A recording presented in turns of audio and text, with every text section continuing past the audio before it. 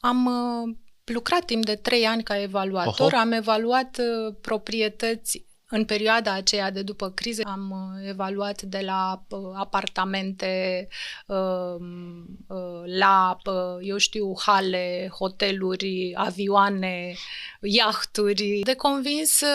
M-am convins înainte de a lucra propriu-zis în reprezentare exclusivă și înainte de a face asta pe bază de contract, făceam tot un fel de reprezentare exclusivă. Reprezentarea exclusivă este într-adevăr singurul mod în care poți să faci ceva pentru clientul tău, pentru că practic îl ajuți să-și atingă obiectivul făcând ce ar face el dacă ar ști cum se face. Chiar dacă, eu știu, ai făcut un curs, poți să-l reiei după câțiva ani, pentru că știm destul de bine că orice informație la un moment dat se estompează. Așa și este. Am încercat să mă autoeduc și să mă informez astfel încât să pot să livrez un serviciu pe care mi-aș fi dorit și eu să-l primesc. Practic, pe lângă faptul că îmi plac casele și poveștile lor, îmi place să fac parte, chiar dacă sună clișeistic, dar îmi place să fac parte din viața oamenilor într-un moment atât de important.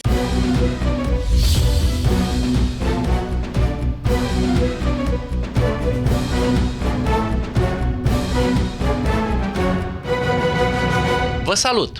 Astăzi avem în studio un profesionist cu o experiență vastă ce activează în imobiliare din 1999. Ea, pentru că este o fată, a ales reprezentarea exclusivă și colaborează doar cu clienții în care crede. Cu experiență de evaluator a închis tranzacții complicate, dar cu eficiență ridicată. Azi discutăm despre parcursul său în imobiliare, lecțiile învățate și viziunea sa asupra imobiliarilor. Este vorba de Viviana Andrei. Bună, Viviana! Bună, Iulian, și îți mulțumesc pentru invitație. Sper să mă ridic la nivelul prezentării frumoase pe care mi-ai făcut-o și să inspirăm cât mai mulți dintre cei din breasla noastră. Viviana, mă bucur în primul rând că ești în studio și nu fac nicio problemă, sunt sigur că vom avea o discuție plăcută, ca între doi prieteni, la un pahar de apă, într-o dimineață friguroasă în București. Așa să fie. Viviana, ai intrat în imobiliare în 1999, prima oară ai avut o experiență de client. Ce te-a determinat să faci tranziția de la client la agent imobiliar și cum ai perceput această schimbare pentru tine? Păi, la acel moment eu aveam un business cu telefonie mobilă. Eram dealer Connex. Aha, pe vremea aia, da. Pe vremea aceea era Connex, da. Și cum businessul mergea foarte bine, eram în dezvoltare și tot timpul în căutare de spații comerciale. Prin urmare, interacționam și cu agenții imobiliari, cu care nu am avut experiențe foarte plăcute. La momentul acela, poate ți amintești cum era cu întâlniri la colțul străzii, nu calificau proprietatea, nu înțelegeau ce vor. Semnate contracte pe capota mașinii. Pe capota mașinii, întâlniri la colț de stradă și așa mai departe, lucru care eu, perfecționistă fiind, mă deranjau și nu mi se părea foarte, foarte ok. Moment în care mi-am dat seama că acesta este un business în care pot contribui și am început să mă documentez, să mă pregătesc în ceea ce privește practicarea acestei meserii și am zis de ce nu? Hai să văd dacă pot să fac ceva pentru oameni mai bine decât au făcut alții pentru mine. Este un business cu oameni și sunt sigur că tu acolo ai simțit o oportunitate în a face lucrul acesta.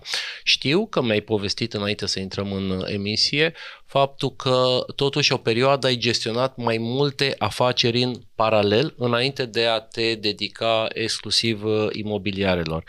Ce anume te-a făcut să alegi în mod decisiv și definitiv cariera de agent imobiliar. Mai multe business-uri însemnând magazinele de telefonie mobilă și aveam și un salon de înfrumusețare. Oho, deci ai dus 3 business-uri în același timp. O perioadă, da. Păi, la un moment dat, Vodafone a cumpărat Conexul. Da, mi-aduc aminte. Vodafone a impus niște targeturi pentru că obiectivul lor era să gestioneze ei magazinele, comercializarea produselor lor și știi cum e, ca să scapi de parteneri, noi eram parteneri, ce poți să le faci decât să le dai un target mare și încetul cu încetul s-au închis toate magazinele și m-am orientat către acest business, exclusiv către acest business, pentru că era un business care nu necesita nici investiție financiară.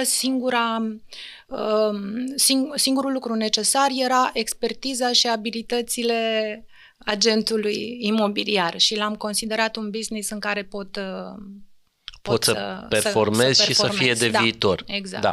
Îmi dau seama că alegerea cumva a venit natural, într-o parte se închidea o oportunitate, dar ai simțit că cariera de agent imobiliar ți deschide o oportunitate prin care poți să fii tu însuți, fără să-ți mai pună altcineva targete, ci tu să-ți pui targetele și să-mi stabilezi singură obiectivele. Da. Te prinde, să știi că te prinde partea asta și cred că tu ești șefa ta și de aici intervine și zona de succes.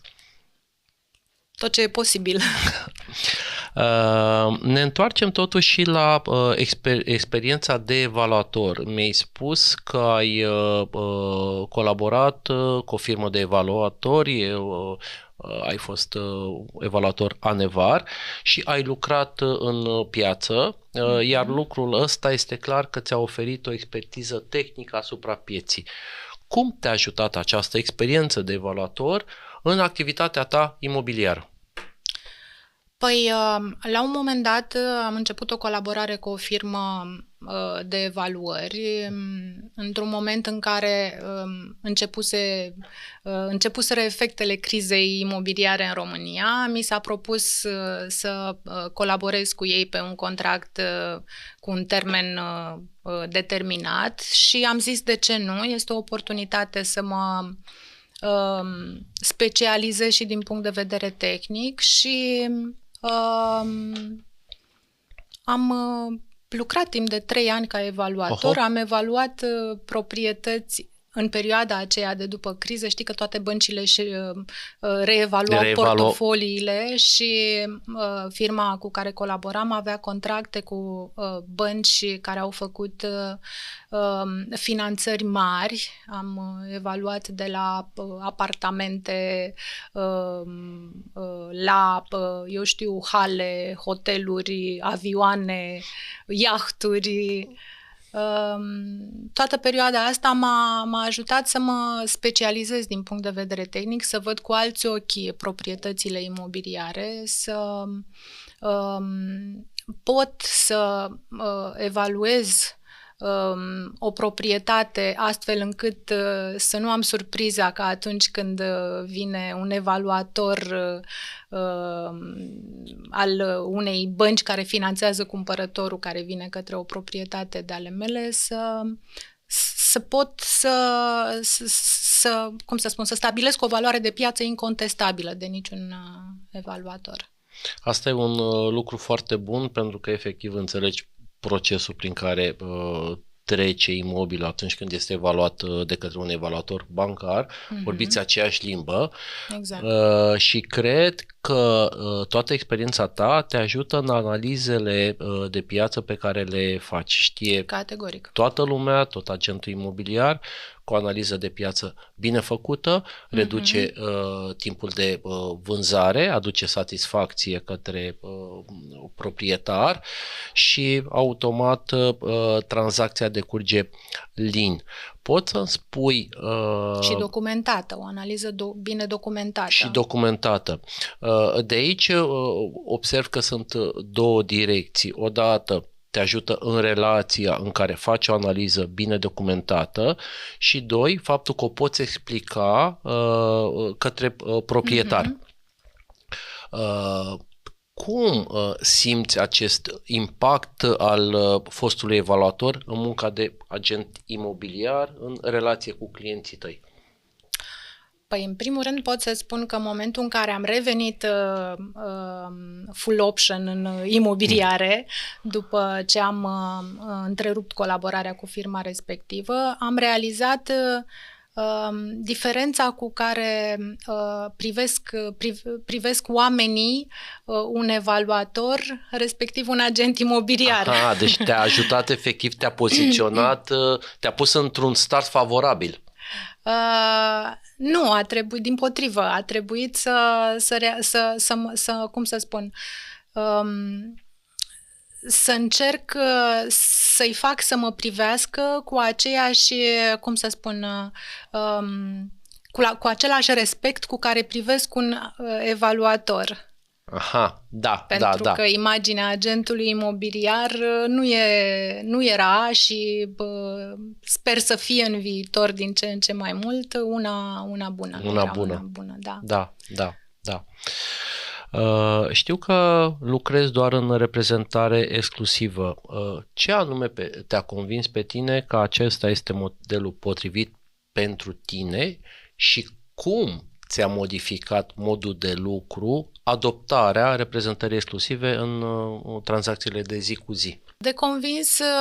M-am convins înainte de a lucra propriu-zis în reprezentare exclusivă și înainte de a face asta pe bază de contract, făceam tot un fel de reprezentare exclusivă, pentru că cred că așa, cum să spun, alegeam fără să-mi dau seama acest sistem, iar reprezentarea exclusivă este într-adevăr singurul mod în care poți să faci ceva pentru clientul tău, pentru că practic îl ajuți să-și atingă obiectivul făcând ce ar face el dacă ar ști cum se face. Adică, corect, practic,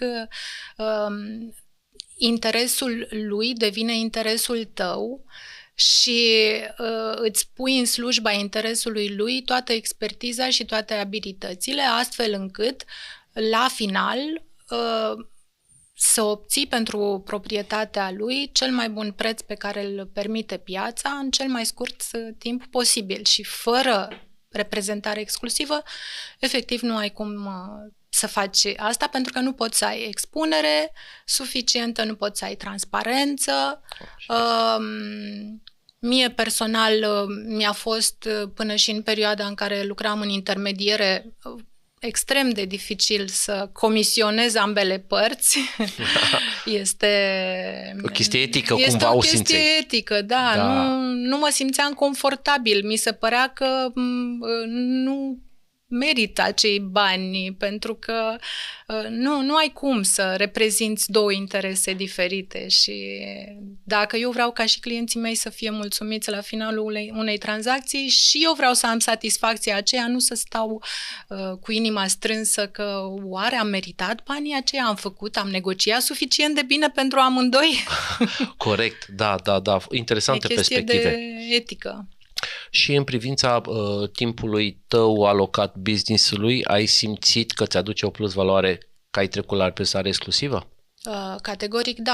Categoric da, pot să-mi gestionez mai bine timpul, în reprezentare exclusivă poți să-ți permiți să califici clienții, astfel încât să economisești din timpul tău și al lor și al clienților pe care îi reprezinți. Aș vrea să trecem la următoarea etapă, care este legată și de modul de lucru. În 2019 ai devenit membră APAIR. Cum ți-a influențat acest pas cariera și ce ai descoperit în această comunitate numită Lumea APAIR? Păi până în 2019 cunoșteam mare parte din membrii APAIR și din agenții cu state vechi în piață și tot aveam convorbiri cu David în care discutam despre posibila mea afiliere la APAIR și am avut bucuria să descoper foarte mulți buni profesioniști. În general, în orice profesie este bine să fii afiliat unei asociații, unui grup, unui brand, unei echipe, pentru că de unul singur e puțin mai greu să ai acces la informații. Corect. Mai ales în domeniul nostru, informațiile din piața imobiliară sunt ceea ce ne diferențiază de clienții noștri, adică noi putem, printr-o simplă întâlnire cu tine, eu pot să aflu lucruri despre o anumită zonă sau o anumită tranzacție sau, eu știu, diverse informații imobiliare care te pot ajuta în activitatea de zi cu zi. În plus, o asociație, un brand, un grup oferă educație, oferă cursuri care te pot ajuta să îți lămurești, să-ți clarifici anumite necunoscute. Da. Și chiar dacă, eu știu, ai făcut un curs, poți să-l reiei după câțiva ani, pentru că știm destul de bine că orice informație la un moment dat se estompează și trebuie reluată. E o comunitate frumoasă care crește și sunt foarte încântată văzând așa că de-a lungul timpului, de când am început eu imobiliarele până acum, văd din ce în ce mai mulți profesioniști dornici de educație și de a lucra etic și... Așa este. Te-am văzut și anul acesta la deja, cred că uzuala, celebră petrecere Christmas Party APAIR. Ce părere ai și despre aceste evenimente de destindere?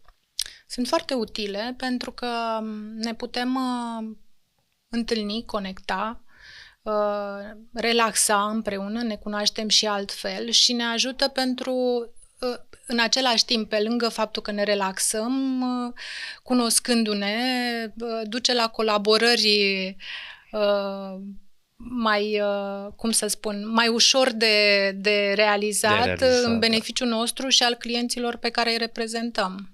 Așa este, de fapt este o chestie de networking, nu? Aceste întâlniri. Da. Și ne cunoaștem altfel, adică nu doar prin intermediul interacțiunii profesionale. Așa este, ne cunoaștem mai bine, lucrăm împreună, ne distrăm împreună. Exact. Știu că la începutul carierei te-ai bazat pe autoeducare, iar mai târziu te-a inspirat trainerii de la cursurile unde ai participat, cât și agenții imobiliari internaționali. Cum a evoluat de-a lungul timpului procesul tău de educare? Păi, la începuturile carierei mele nu prea aveam, nici nu știu, cred că abia atunci apăruse Google în România. Nu prea aveam mijloace de informare și, cum îți spuneam, am încercat să mă autoeduc și să mă informez astfel încât să pot să livrez un serviciu pe care mi-aș fi dorit și eu să-l primesc. După aceea, cum toate evoluează, a evoluat și această meserie în țara noastră și au început să ajungă informații de specialitate pe care la început le vânam, acum le selectez și iau doar ce mi folosește mie și din momentul în care m-am afiliat brandului în care activez acum, acces la cursuri este din Belșug și pot să-mi iau de acolo de pe raft tot ce consider eu că îmi este util. Da, super. Lucrezi predominant segmentul rezidențial și alegi proprietăți care îți plac și știu că este important pentru tine să rezonezi cu proprietarii respectivi. Ce criterii ai în selecția parteneriatelor tale imobiliare? Da, eu le numesc parteneriate, așa e, pentru că practic suntem într-un parteneriat cu un scop comun. Și îmi place să lucrez cu precădere proprietăți rezidențiale, cu toate că pot să ating orice alt segment. De ce îmi place să lucrez doar rezidențial? Pentru că aici factorul uman este mult mai important și factorul emoțional iarăși este important și practic, pe lângă faptul că îmi plac casele și poveștile lor, îmi place să fac parte, chiar dacă sună clișeistic, dar îmi place să fac parte din viața oamenilor într-un moment atât de important și să-i ajut să traverseze o tranzacția respectivă, și ajutându-i să depășească obstacolele care pot interveni. Știm destul de bine că pot interveni orgolii, emoții, atașament, ne mai vorbim de probleme juridice și birocratice și, negociere și așa mai departe. Îmi place să lucrez segmentul rezidențial și mi-aleg cu grijă, cel puțin în ultimii 10 ani, am decis să nu mai fac niciun fel de compromis. Eu știu ce pot să fac pentru clienții mei, eu știu care este expertiza mea și care îmi sunt abilitățile și dacă nu rezonez cu omul respectiv și, nu simt că nu are încredere, că nu mi-acordă toată încrederea lui, prefer să nu intru în acel parteneriat pentru că la un moment dat se poate întâmpla ceva care să ne aducă o dezamăgire și mie și lui și din punctul meu de vedere orice parteneriat, orice relație în general este bazată pe încredere și respect, dar în relațiile profesionale încrederea este foarte importantă. Așa și este. Din acest motiv aleg să lucrez doar cu clienții cu care rezonez și care au încredere în mine. Îți place să-ți faci viața frumoasă, relaționând într-un mod armonios cu oamenii, Exact, nu? pentru că este foarte mult stres într-o tranzacție, tu știi destul de bine, și de ce să mai punem deasupra, unul, știi? Da. Adică trebuie să ai încredere în agentul pe care îl alegi să te reprezinte ca să-ți fie bine, pentru că interesul tău este interesul lui. Pe mine nu mă interesează atât de mult valoarea comisionului, ci la final tu să fii mulțumit, să-mi oferi recomandări. Pentru mine reputația e foarte importantă în general în viață, dar în viața profesională. Da, sănătoase criterii și puncte de vedere ai. Mulțumesc. Sunt formate în timp. Muncite. Muncite, da. Da. Viviana, observ pe zi ce trece o creștere a interesului agenților imobiliari către educație de specialitate. Ce sfaturi ai putea să oferi colegilor care doresc să se dezvolte în această profesie? Da, și eu observ și sunt foarte încântată de evoluția Breslei noastre și observ din ce în ce mai mulți oameni care fac reconversie profesionale și vin către meseria noastră. Ce aș vrea eu să le transmit este să nu privească această meserie în cifre, ci în satisfacții, pentru că dacă vrei să-ți dezvolți o carieră pe termen lung, și nu doar, eu știu, câteva tranzacții și atât, este foarte important să pornești la drum după ce te-ai instruit, să-ți alegi un mentor, să ai un parcurs de instruire continuă, cel puțin în primele 6 luni, să te informezi, să fii conectat la tot ce înseamnă imobiliare, începând de la știri imobiliare documentate și, eu știu, da, verificate, da,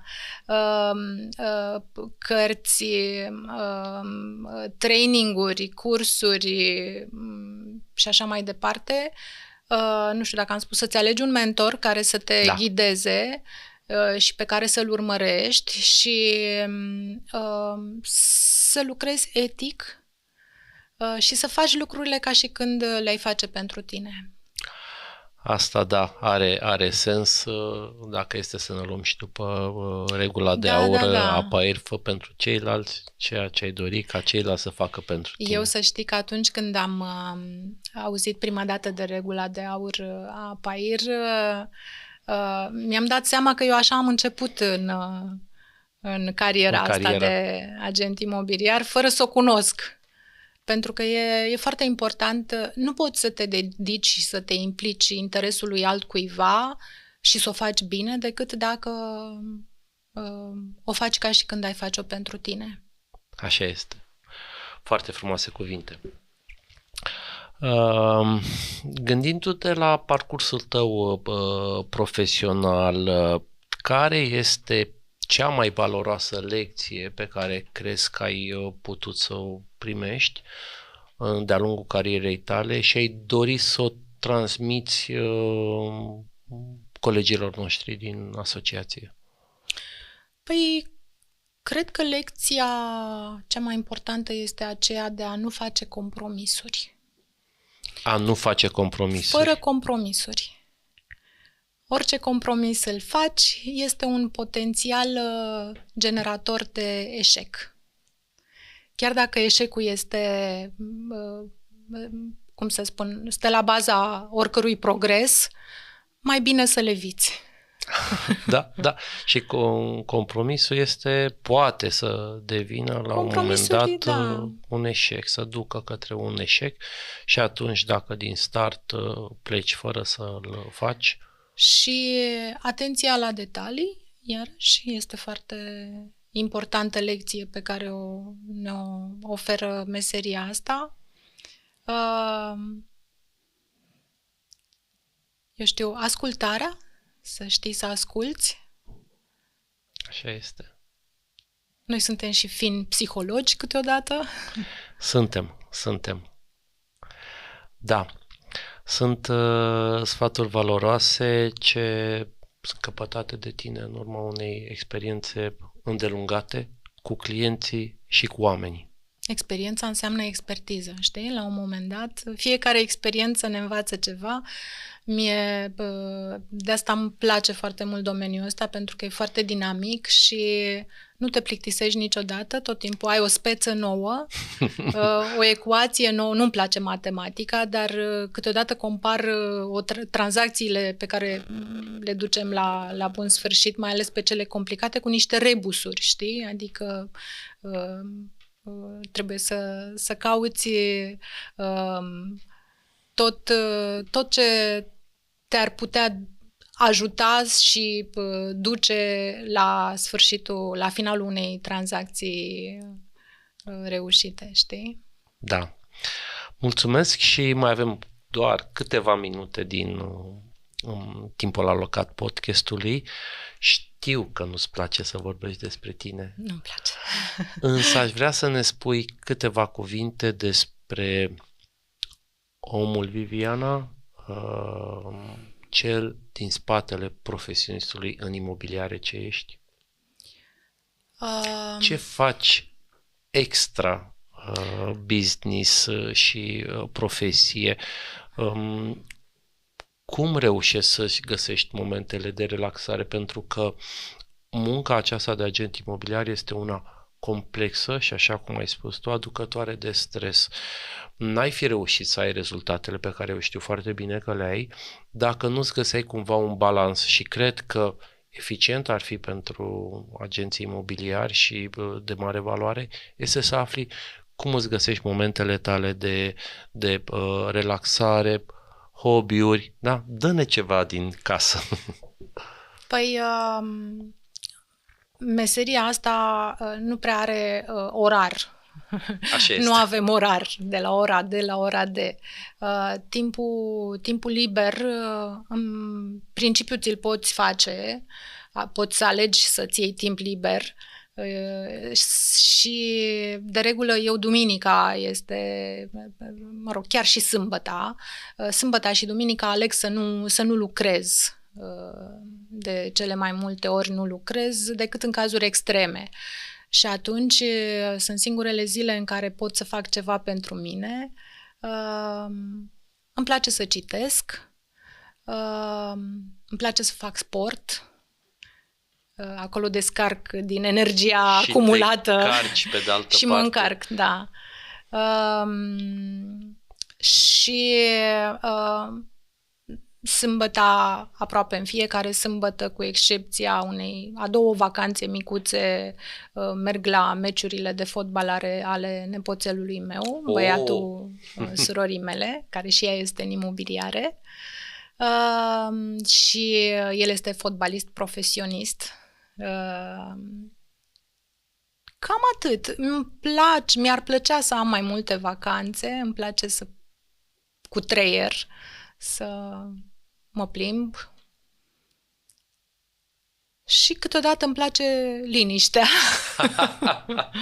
Am momente în care cu cine îmi permit, dacă mă sună și nu este ceva urgent, îi spun: te rog frumos, hai să vorbim peste 5 minute, aș vrea să tac 5 minute. Revin eu în 5 minute. Super! Îți mulțumim pentru împărtășirea de astăzi. Sunt informații valoroase și, de ce nu, altă dată, la o nouă ediție, mi-ar face plăcere să ne reîntâlnim. Cu mare drag și sper să fie cu mai puține emoții data viitoare. A ieșit bine. Dragilor, s-a finalizat o nouă ediție din interviul APAIR cu Iulian Niculae. Aici este locul în care împreună aflăm pe mâna cui să ne lăsăm cheile atunci când vine vorba despre o tranzacție imobiliară. Vă mulțumim!